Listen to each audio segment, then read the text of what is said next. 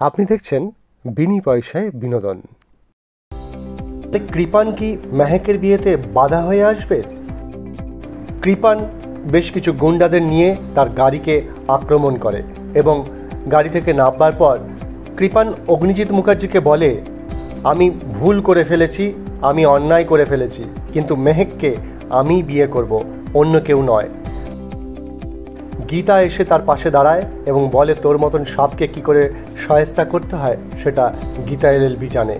বলে তাকে মারতে যায়। সে সময় পকেট থেকে বন্দুক বার করে গীতার মাথায় ধরে।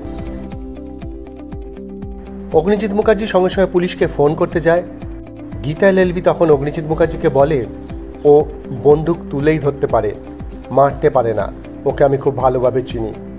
বলে সেই বন্দুকটা হাতে করে ধরে নেয় গীতা এলএলবি।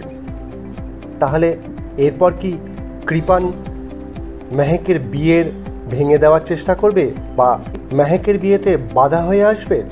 দেখতে থাকুন বিনি পয়সায় বিনোদন।